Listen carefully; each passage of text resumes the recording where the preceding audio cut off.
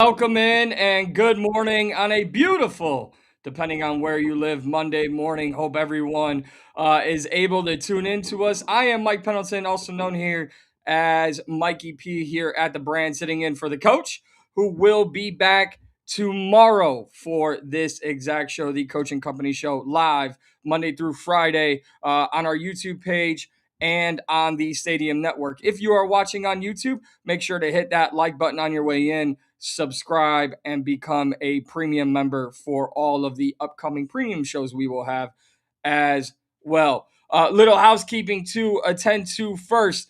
Speaking of the Coach and Bro Show. That's right. The fastest growing remote wrestling show is live today. Special start time, 4 p.m. Eastern. And now I've had a little birdie tell me something, and I can't reveal all details, but you're going to want to tune in because a huge announcement is coming out of the BTT studios for a new show that will be announced either today live or within the day for the BTT brand. Also, tonight, it is Monday night. It is 316, Austin 316, in honor of Stone Cold Steve Austin. What? You heard what I said. The guys and girl, Gabby Laspiza, Tommy Carlucci, Big Tommy C, will be hosting the last word tonight over on the BTT studio page to wrap up Monday Night Raw. And if you missed last week's episode, well, you simply missed the greatest brand merch promo of all time. And it's not just me saying it. The BTT studio page is saying it. Coaching Company is saying it. Everyone is saying it. Gabby Laspiza set our merch store on fire. And you can go to our merch store. The link will be in the comments below, or in the chat below, excuse me. You can use code CHAMBER for free shipping. There it is right there. Producer man, always on top of everything. Get yourself a Kiss Up Mountain shirt. Get yourself a Fugazi Big Tommy t-shirt. And you can use Chamber for free shipping, or double DOUBLED for 15% off. All right, housekeeping is done. It is time to get your week started. This is a vibe. I have a feeling for some reason I can't even get it out. It is time to beat the books.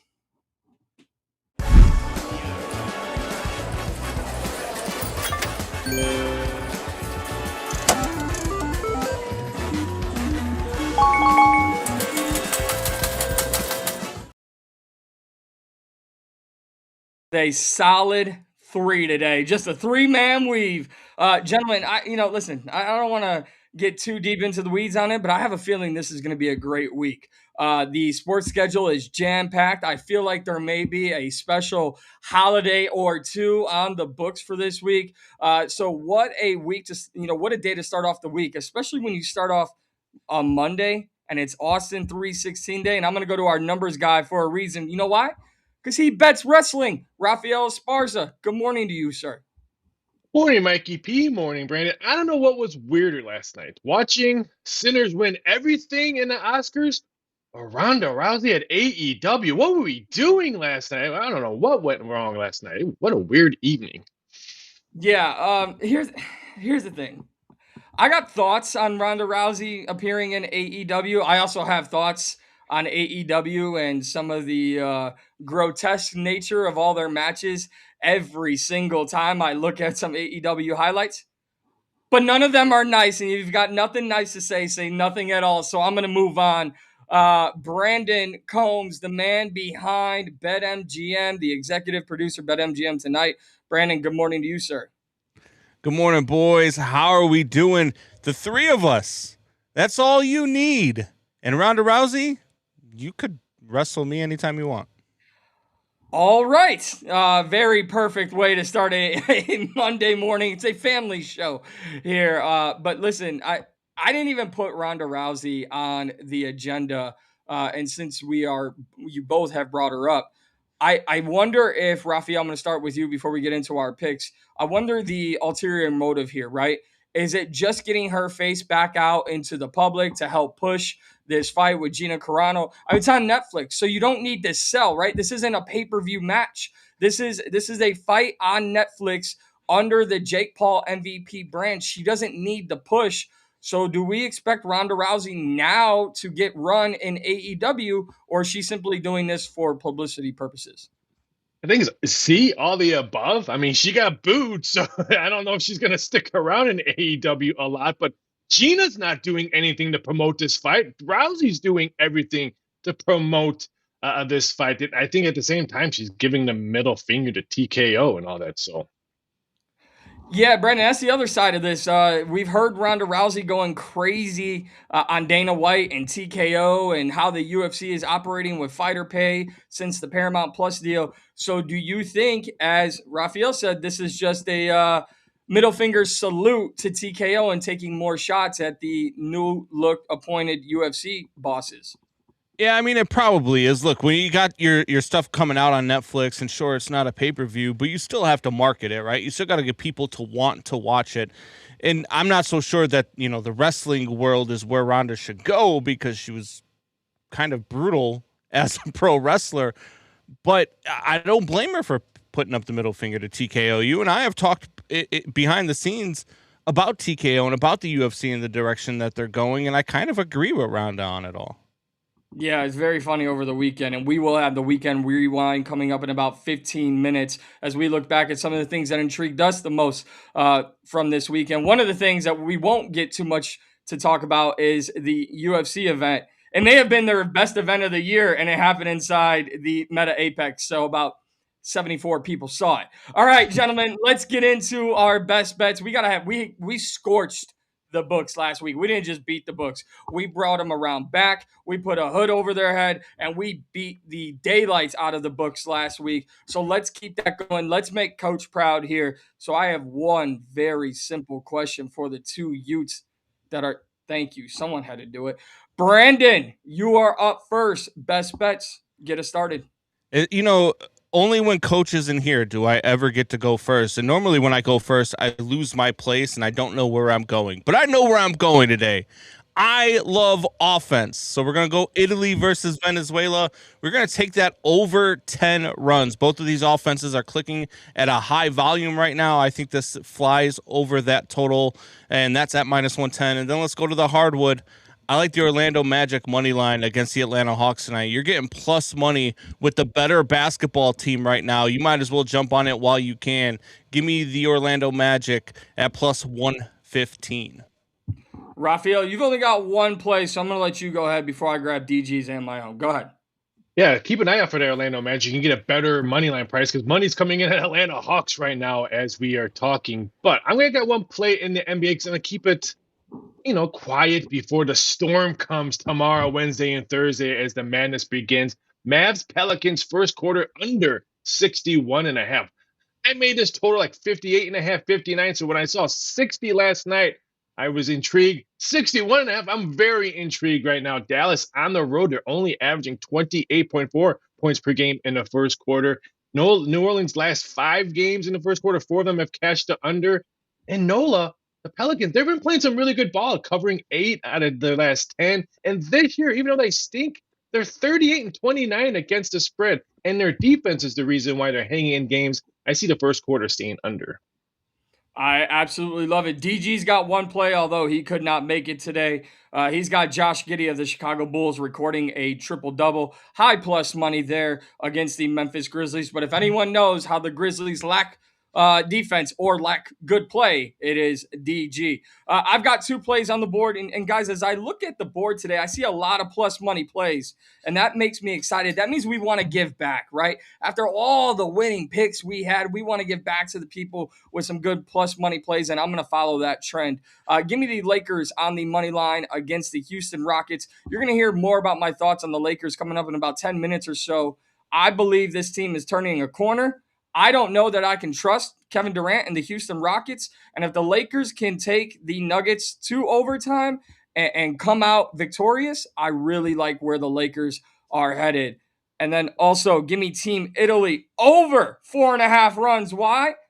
Because I like Meso Espresso, baby. I believe this team is going to light up Venezuela, and Keter Montero is on the mound for Venezuela. And If you guys don't know who this guy is, that's for a reason. He is in the Detroit Tigers organization, was once heralded as a young, good prospect, and he has just simply not panned out. So I look at momentum for Team Italy, and I see a lot of opportunity to score runs against a average at best starting pitcher.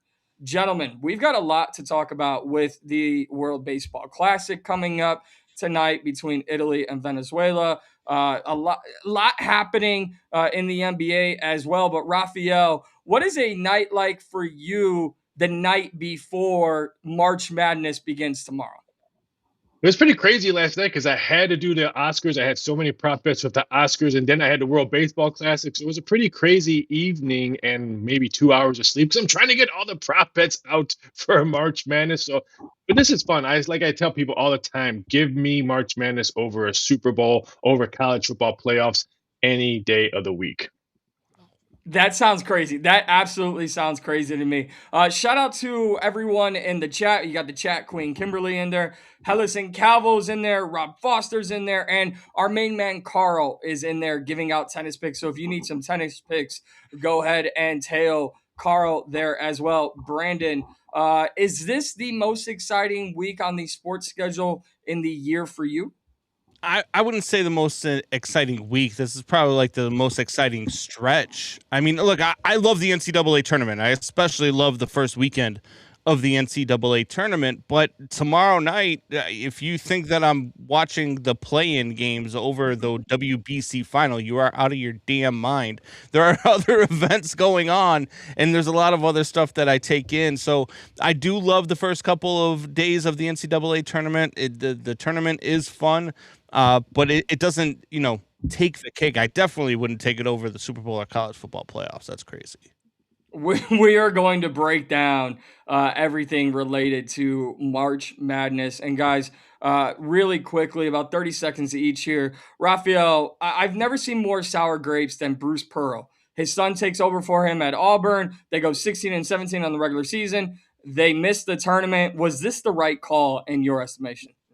Yes, because their last 12 games, they lost 9 of them, and 2 of the wins were against LSU and Mississippi State. Brandon, but they beat teams like Florida and St. John's, and I forget the other third team that they beat. Isn't that not good enough to get them over the hump?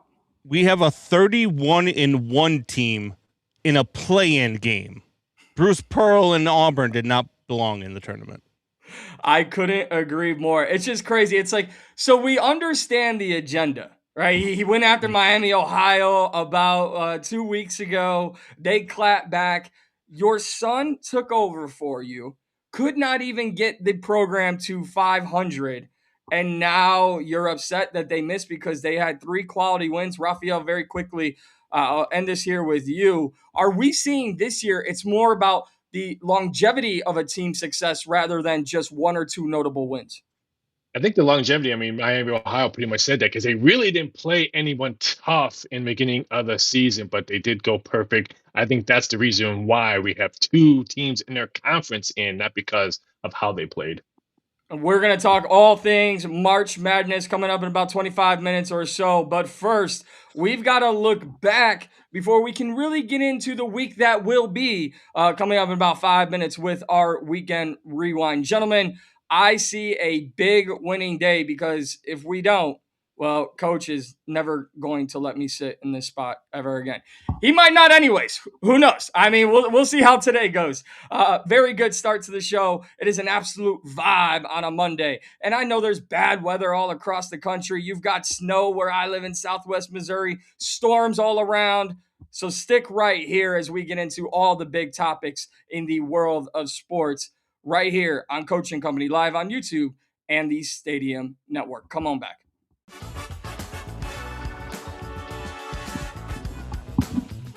All right, gentlemen, big breaking news coming into the BTT studios this morning, and that is the NBA Board of Governors are going to vote on bringing an additional 2 teams into the NBA starting in the 2028-2029 season. Those 2 teams being Seattle and Las Vegas as the front runners. Brandon, start with you. I mean, long time coming to get Seattle, their NBA franchise back, right? Yeah, look, Seattle's actually a really good sports town. I don't know why the Supersonics ever left Seattle. They have a good fan base. And then getting a team in Las Vegas, I mean, it's just a given, right? Like every sport is going to have a team in Las Vegas because it's Las Vegas, and that's the way that the sports world is going. Raphael, we were talking before the show went live, and will we see two of the most prominent figures in sports over the last 25 years running teams in Las Vegas? Yes, we will see the king, LeBron James, be some part of the Vegas basketball. Just he's going to be like the Tom Brady of the Raiders. In Seattle, if you don't sign Kevin Durant the first year of your existence in Seattle and make him wear the Supersonics canary yellow jerseys, I'm going to be very upset. That's the other thing, Brian. Let's go back to that, right? We don't know what Las Vegas will be, but I think we should all be in agreement here. We're going to start with you, Brandon. If and when Seattle gets an NBA franchise, we have to do it right. We have to just go back to the Supersonics, right?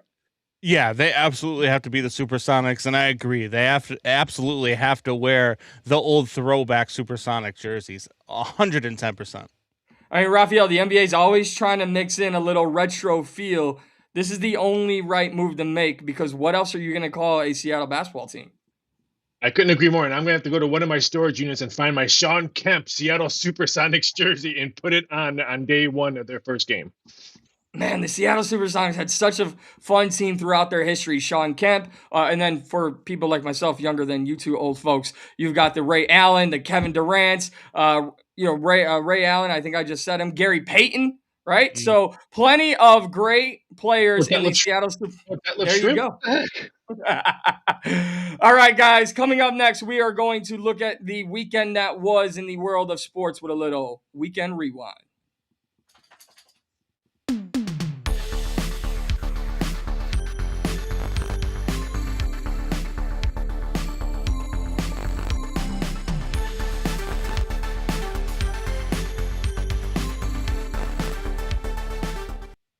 All right, welcome back here to Coach and Company. I am Mike Pendleton sitting in for the coach. You can catch us every single day, Monday through Friday, 10 a.m. Eastern on the Stadium Network and here on our YouTube channel. Gentlemen, you know how Mondays are. Sometimes you're in the office, especially on the week of March Madness. You don't want to be there. I know several people who have called out of work today already getting the week started off right. So no better place to start their day than right here. But before we can move forward, we have to look back. So much happened over the weekend. And Raphael, I'm going to start with you on the topic of March Madness. So many things to be grateful for in this tournament. What do you got today?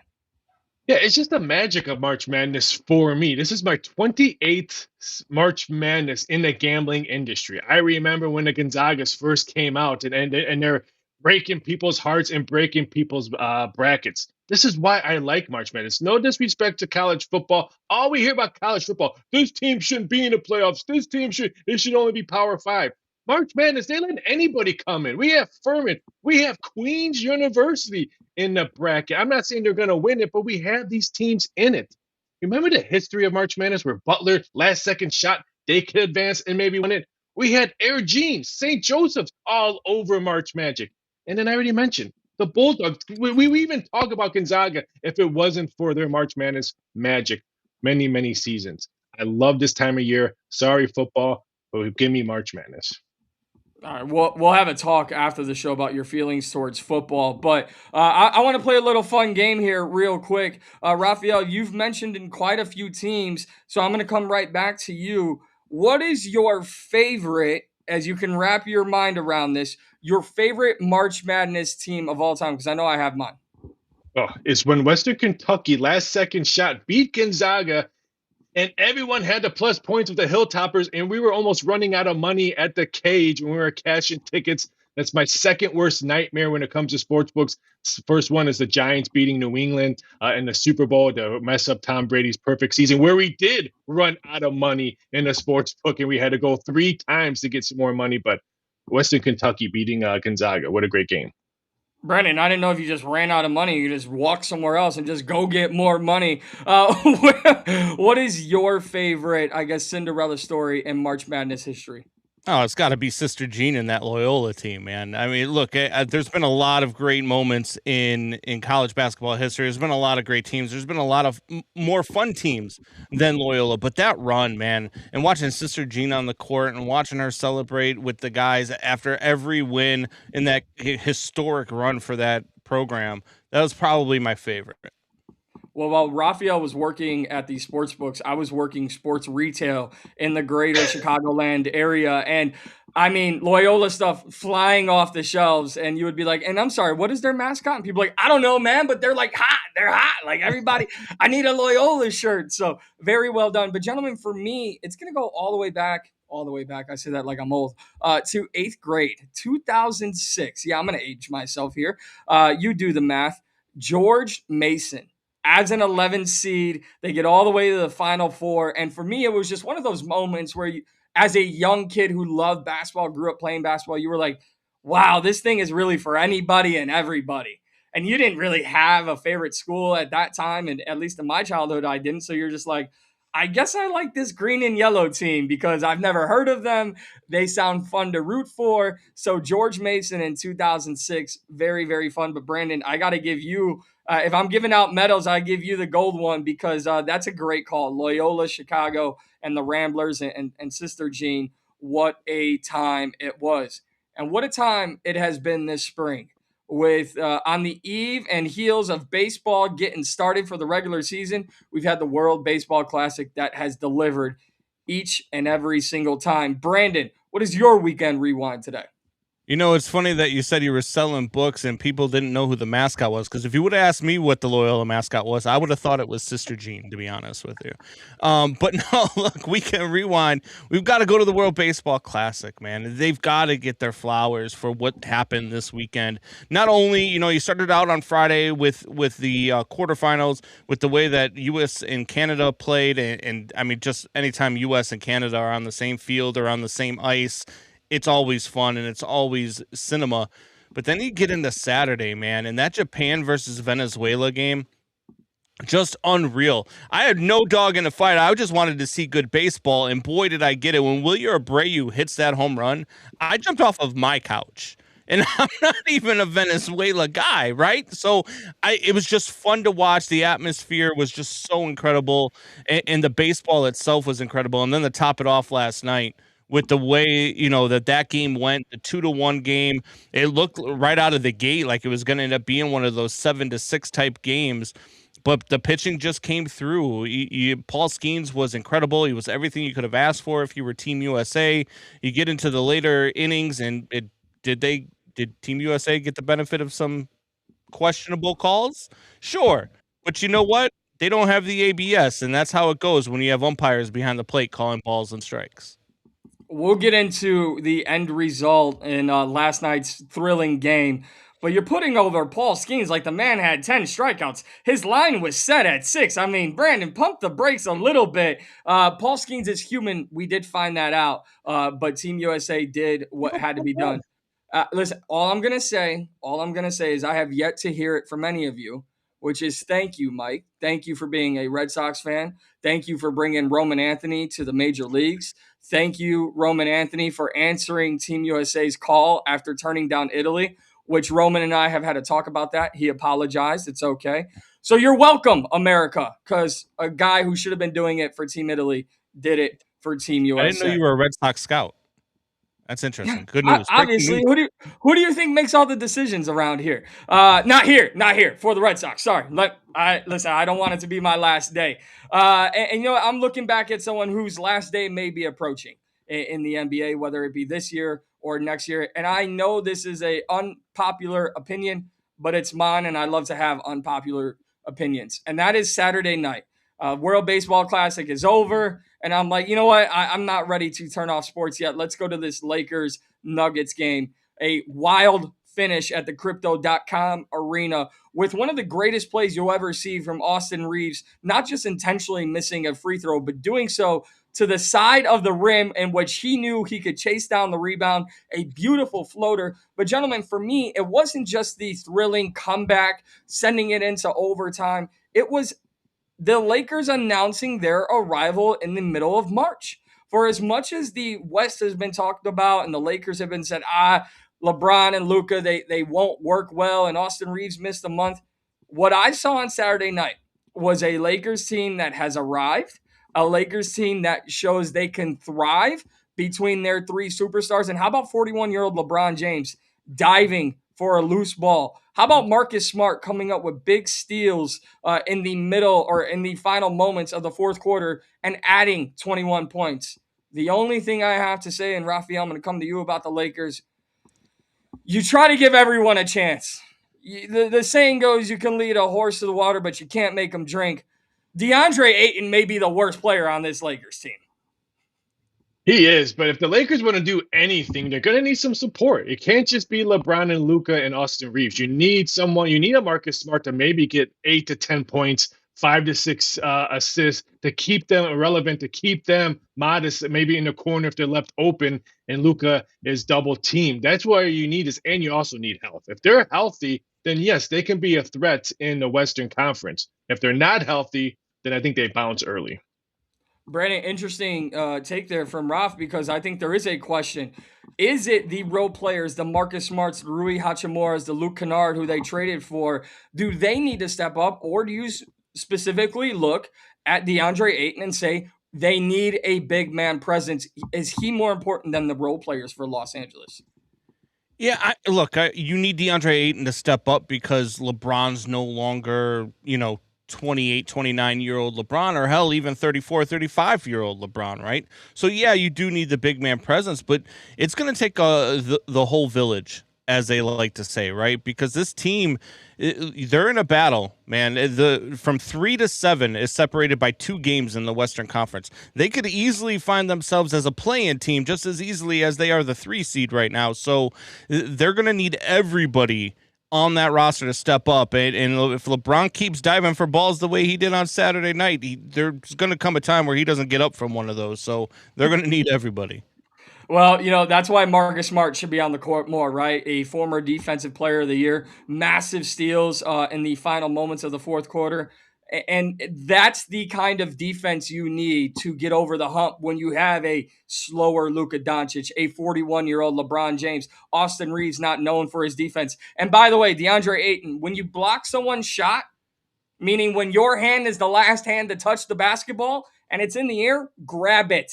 Just grab it. I thought, as good as the Lakers played, I thought that was one of the most embarrassing things I've seen all NBA season. It should be on Shaq and a Fool, because when the game is in the palm of your hands and all you have to do is grab the basketball, and then you have 6'2" Marcus Smart going, dude, why didn't you just grab the ball? More embarrassment for the DeAndre Ayton and the Los Angeles Lakers. Now, Brandon, going back to the World Baseball Classic, we're going to talk about it in about 20 minutes. But has baseball been missing this type of energy for, I'd say, at least a decade? Yeah, I mean, look, I keep seeing all the stuff all over social media, right? Like, how much fun would it be if Major League Baseball was this way? If the World Baseball Classic was 162 games long, do you think we would have this energy the entire time? Because I don't think that you would. And so, yes, while it's fun, while it's great, and while I would love it for 162 games times 30 teams, I just don't think that it's feasible. So I'm enjoying it while it's there, but I would say Major League Baseball is doing just fine. We saw that World Series last year, and the ratings were just fine. We'll get into that here coming up, but it's madness time. Madness in the World Baseball Classic, madness in March. We are going to talk about all things NCAA tournament, your brackets. Who will have the best bracket here at the brand? We haven't even thrown that out yet, but we will talk about all those things and more. Gentlemen, great job recapping the weekend. I think the table is set. We can now look forward to all things that are happening moving forward this week. It is a vibe right here on Coaching Company, live on Stadium and our YouTube channel. Come on back.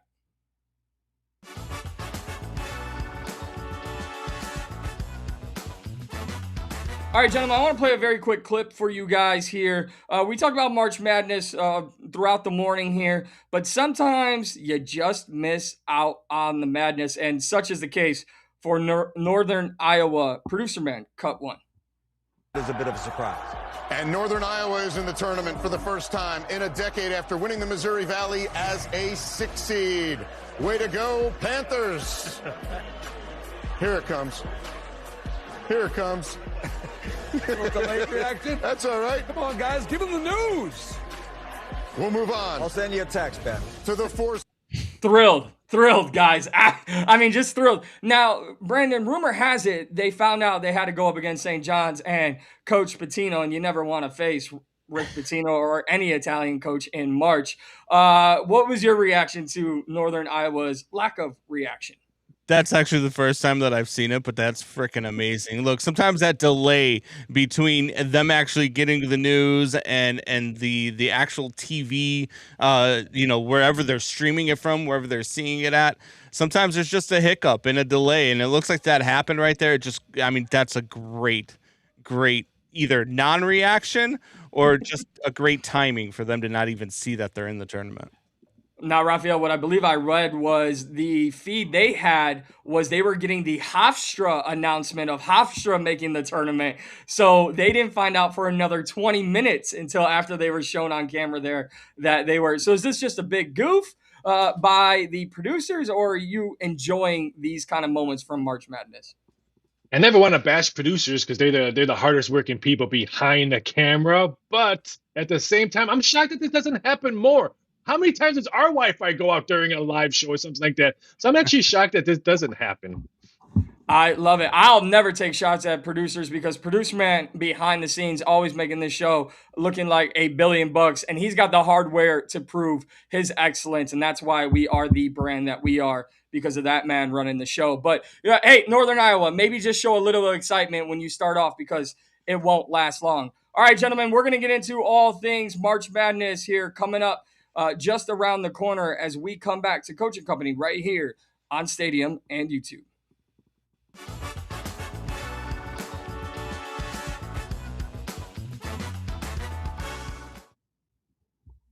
All right, welcome back to Coach and Company. I am Mike Pendleton, and before we bring the guys on, we're going to look at all things March Madness in a little segment we'd like to call Hoop It Up.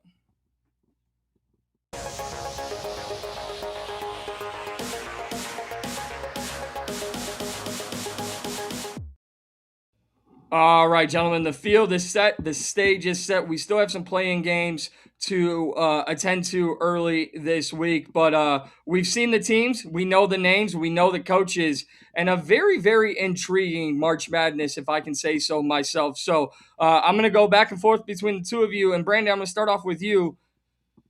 Are you okay with the 4 number 1 seeds that we got in this tournament? 2 of them, Michigan and Florida, did not win their conference tournament. Your thoughts on the number 1 seeds? Yeah, I thought that the committee got it right. Look, I think the committee got it right on all 68 teams for once. Actually, I didn't have a problem with any of the teams that got in, but the number 1 seeds especially, I think were absolutely positively the correct call. Even though Michigan loses the Big Ten title to Purdue, people were thinking, "Oh, does this cost them the number 1 seed?" I still felt like they were a number 1 seed because they were one of the best teams in the country the entire time. And then you go into a conference tournament. Your conference tournament shouldn't take away from what you did all season long. So I have no problem with the number 1 seeds. Very intriguing statement there, Brandon, about regular season and conference tournament. Raphael, come over to you. Do you agree with Brandon? Did they get it right with these 4 number 1 seeds? Yeah, I can't remember the last time that I was puzzled or thinking about, wow, how come this team didn't get in, or how come this team didn't get in? Yeah, Auburn, we could talk about that, but I guess Bruce Pearl keeping that Auburn team in everyone's mouths. But the only team that I thought was going to maybe get left out was Florida when they lost. But what happened? UConn lost. So that's why Florida got the number 1 seed. If UConn would have won, what I am hearing, UConn would have probably got the number 1, and Florida got the number 2 seed. But when both of them lose, you go to the hottest team. And right now, still the hottest team was the Florida Gators. Yeah, I agree. I think they got it right. And I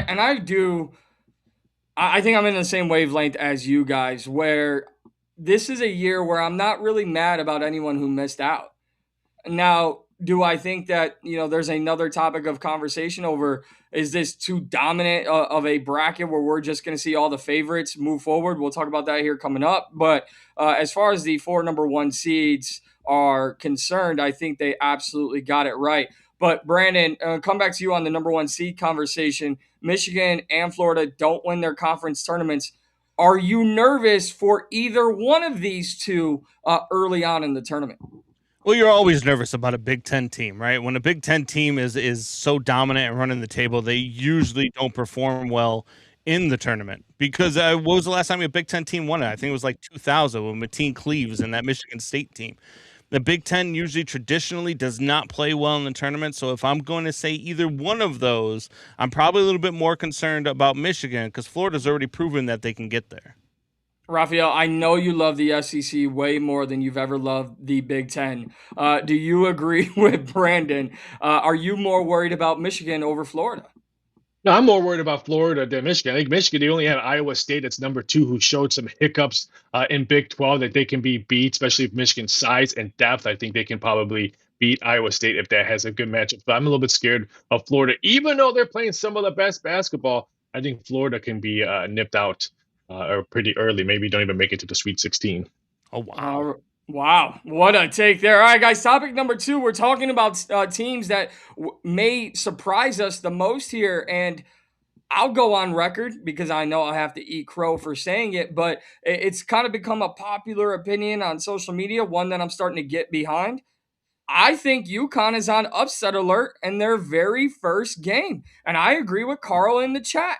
They got St. John's ranking wrong. The St. John's won the Big East. They beat UConn twice.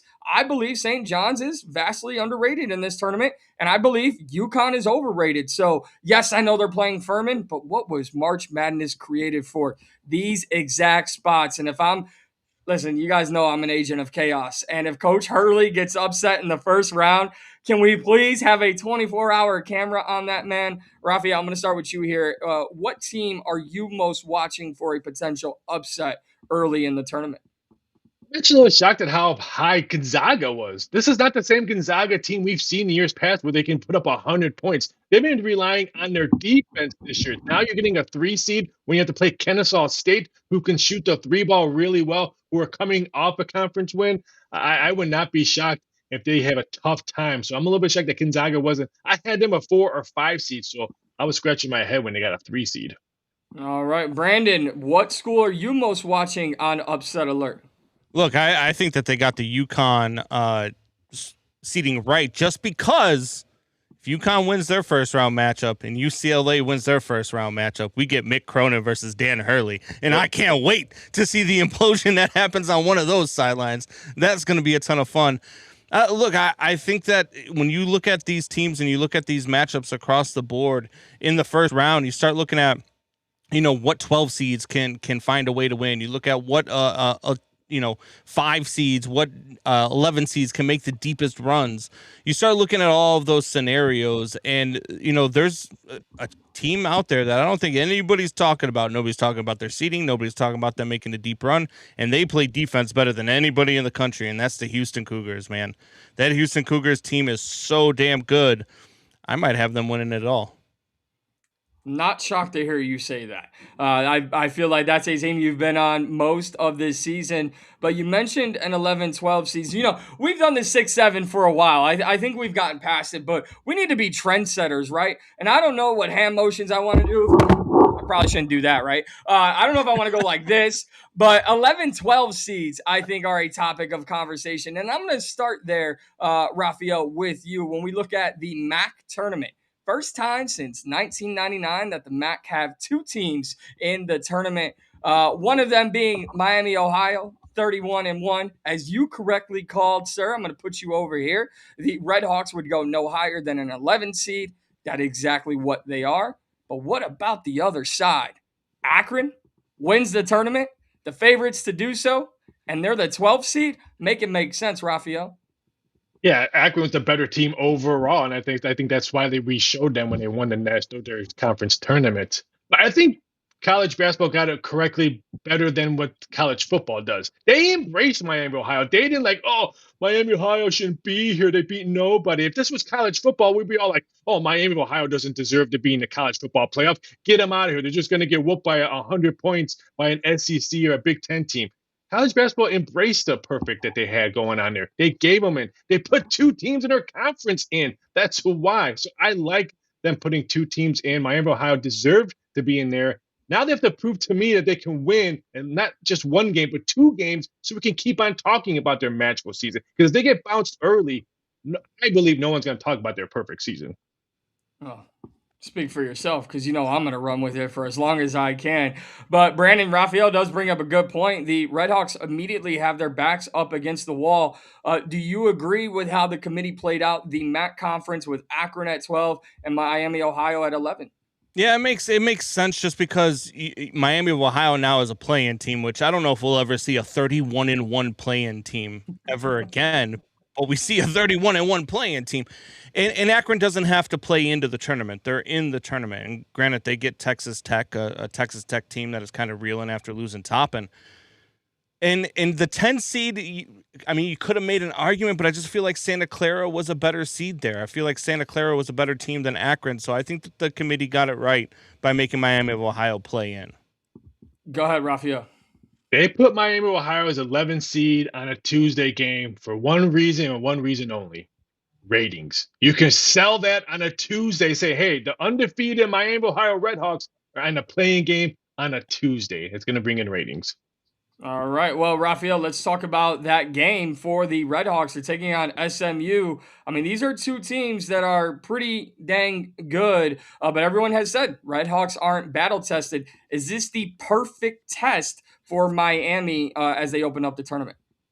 If they can run their offense, Miami, Ohio needs to score 60 plus if they want to beat SMU. If SMU can keep them intact, especially with the 3 ball, then I think SMU wins. But if you're Miami, Ohio, and you hit the 3 ball early and you can put up a high scoring game, the total is 164.5, opened up at 163.5. I think this total goes up to 165 or higher, because I do believe Miami, Ohio can beat SMU if they run their offense.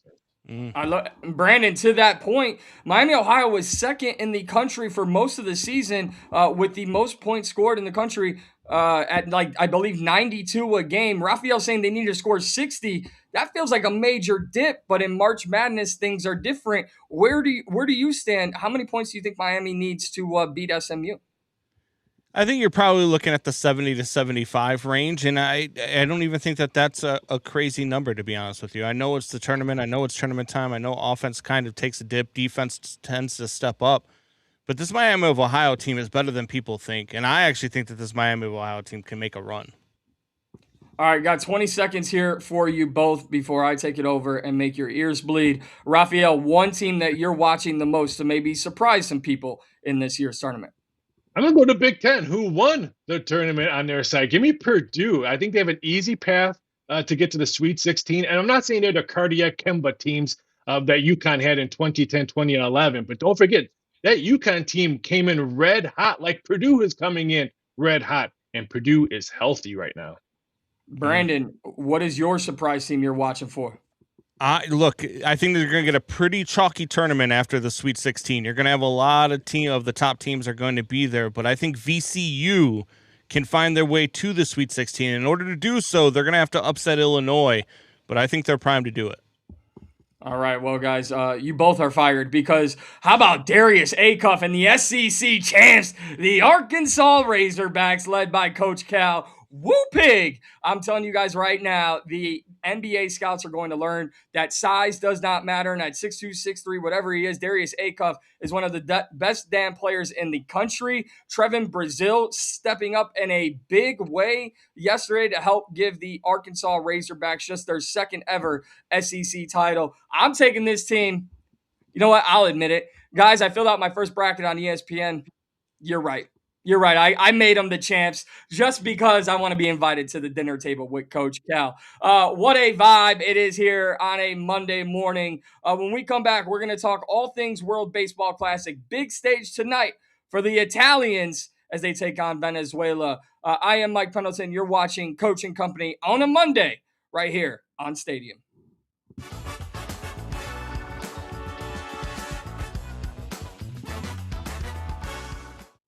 All right, guys. Sometimes playing in the World Series is the greatest thing a young baseball player could ever dream of. And then the World Baseball Classic has taken the spotlight in 2026. Producer man, cut to Aaron Judge with some thoughts on the World Series and World Baseball Classic crowds.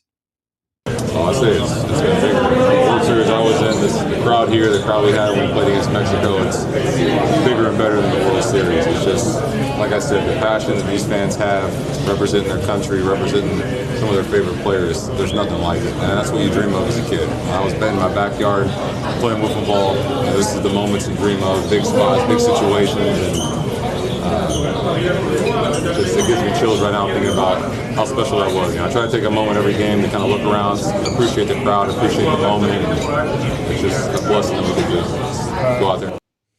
Gentlemen, more exciting than the World Series, and he was in the Yankees-Dodgers World Series. Rafael, start with you. Do you agree with Aaron Judge? I do. Because I think the World Series crowds are stagnant. Our NBA final crowds are stagnant. The only thing that's really exciting is Super Bowl, but those are all paid people who paid six figures for a ticket. You better be excited for a six-figure ticket. But yeah, I mean, I've seen the crowds here, and I know Brandon said earlier that it's 162 games to get the crowd going. I watch a lot of KBO baseball during the COVID, and those crowds were still ecstatic every day that they were on the field. At least pump some energy into the crowds of some of our U.S. sports to get excited. Maybe we wouldn't have to worry about Olympics and World Baseball Classic. They see the crowds really excited. Brandon, 30 seconds for you. Is this a bad look for Major League Baseball when your face of the league and Aaron Judge is saying that the crowds don't deliver? No, again, it's more of the same. Look, these Caribbean fans, the Caribbean teams, these teams from overseas, like, it's a different environment. It's a different atmosphere. It's a different ball game. They were brought up differently. They were shown different things. They were able to do the things that the Caribbean players are able to do. That's why it's a different atmosphere. U.S. fans just don't have that because from an early age, they're taught that they're not supposed to celebrate that way. We're talking more World Baseball Classic on the other side. Great conversation right here on Coaching Company.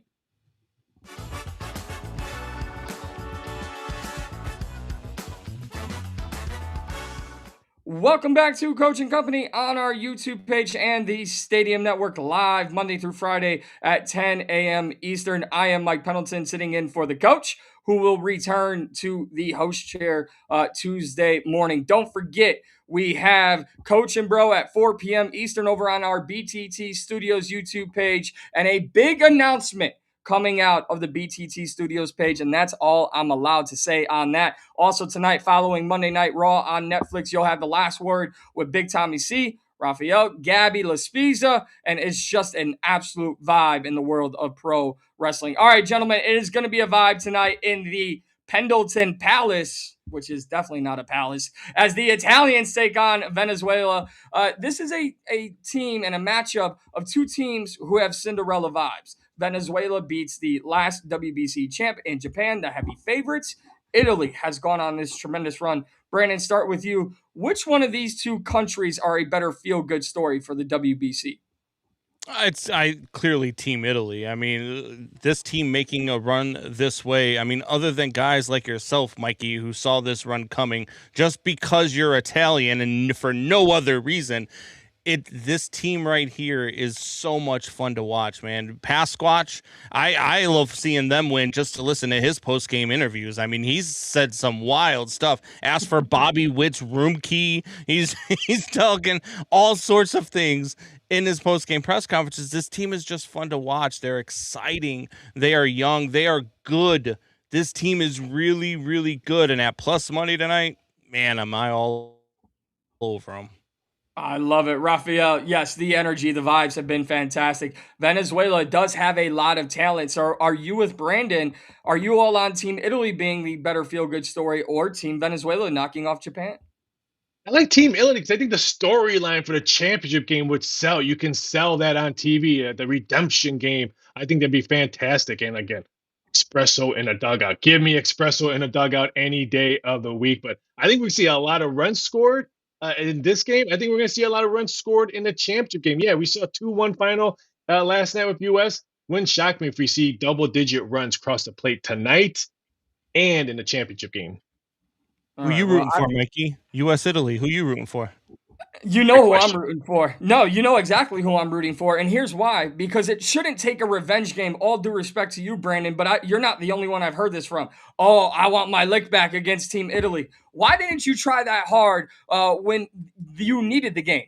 Why did it have to be 8-0 for Team USA to try to mount a comeback? Why did these Team America players had to get pushed against the wall, get dragged through the media in order for everyone to care? So you talk about getting your lick back. Maybe didn't know the rules. That's not my fault. And the players should show the same passion, espresso machines or not. Italy has shown how, and so has Venezuela, so did the Dominican Republic. All these countries have shown the passion, not just from the fans, but how the players should approach this game, where Team USA just happy to be there. If it feels like a priority and an obligation to you, maybe just sit out, because there's about 50 players at your position who would rather have that spot. Obviously, I'm going to go with Team Italy over Venezuela and the feel-good story, because there's not as many high-level major leaguers. You talk about Vinny Pasquantino, you talk about Jack Caglione. They're probably the two best players on the team. Everyone else you've never heard of. So I'm here for all of that. But guys, last night we were all watching, no matter who you were rooting for, Team USA and the Dominican Republic. Ball or strike, we're not going to debate that. But how good of a performance was it from Team USA, Rafael, where you thought maybe we'd see a lot of runs, but pitching got it done? If you had money on it, or you were just a fan of USA, you were biting your nails the whole game, 2-1. I mean, yes, when Skeens came out, now you're looking for a bullpen to keep a 2-1 lead. And Bryce Harper, can you do something for me? He showed more pep when someone ran out of the base pass than he does anything else. I mean, show me something, Bryce Harper, because if he doesn't get anything going, maybe they do lose to either Italy or Venezuela, because they need his bat sooner or later. He's just been grounding to second base almost the whole tournament. Brandon, Team USA manager Mark DeRosa has been rightfully dragged through the media for some of his comments, but what a decision he made, putting Gunnar Henderson in the starting lineup last night. Gunnar Henderson getting a home run to tie the game up. Roman Anthony hitting the game-winning home run. Are you in the belief that Team USA still has a lot more to prove going into the championship game? Look, Mark DeRosa, I mean, there's no question that he has baseball acumen. There's no question that he's going to make a good Major League Baseball manager one day. Had himself a very embarrassing moment, and I think that was all that he needed to get there. And if Team USA wins gold, it's going to all be forgotten. I loved the move that he made yesterday. Look, I don't know that Team USA needs more pep. I think they want to win this thing, and I think that they're going to win this thing. I've thought that the entire tournament. But going into that 6th inning, that 7th inning last night, like Rafael said, man, the butt was puckered for about 4 innings there. Well, guys, we know not everyone could stay to or tune in at the beginning of the show. So for those who are catching the show on the back half, it is time to lock it in.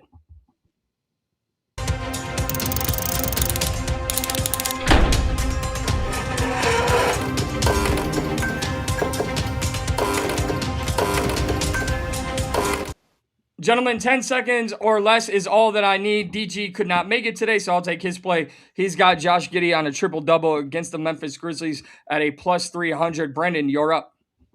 Yeah, let's go with that team we were just talking about, Italy versus Venezuela. Let's go the over 10 runs. Just announced that Aaron Nola will be pitching for Team Italy tonight. Over 10 at minus 110. These two offenses are really good. And then the Orlando Magic money line versus the Atlanta Hawks. No, it's not Magic City night for the Atlanta Hawks, but it is going to be Magic City for the Orlando Magic.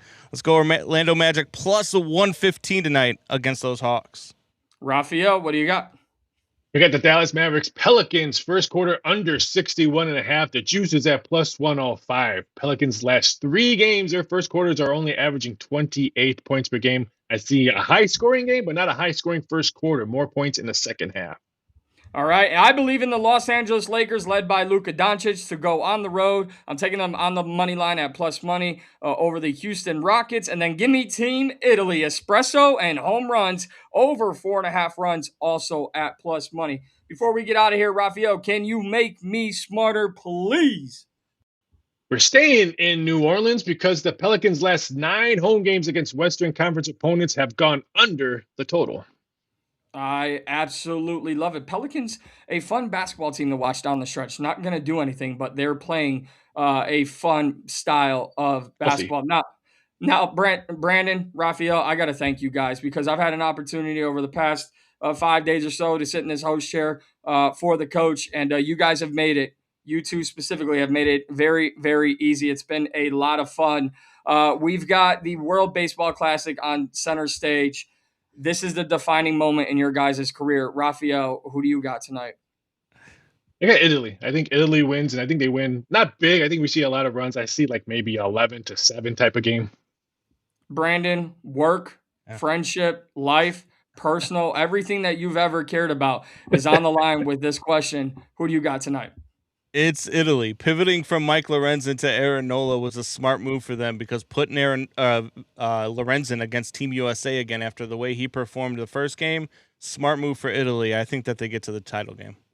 And Nolan McLean on the mound, at least for now, tentatively for Team USA in the championship game. I think a lot of baseball fans will be surprised if McLean can turn it around come Tuesday night when Team USA faces, yes, the Italians, because Team Italy, Raphael's seeing a lot of runs. I am seeing a lot of this and a lot of espressos and a fired up Mikey P tomorrow morning, which is where you'll find us here on Stadium and our YouTube channel. Gentlemen, thank you very much. A job well done. I cannot wait for the World Baseball Classic tonight. Give me all the smoke, Venezuela. Give me all the smoke. There's no better way to start off March Madness and Cinderella week and feel good stories than with the great Italians. And if you don't believe me, you can catch the last word tonight with Big Tommy C, Gabby Laspiza, Raphael, and before that, the Coach and Bro on our BTT studio page at 4 p.m. Eastern, where a special announcement will be made. And that's all I can say on that. It is the fastest growing brand in pro wrestling, just as we are the fastest growing sports talk brand in the world. And it's not just me saying it. Thank you very much to all of you in the chat who joined us. Thank you to all of those who watch us, however you may consume us. We are just happy that you do. For Raphael, for Brandon, and of course, producer man behind the scenes, I'm Mikey P, Mike Pendleton. We will see you tomorrow.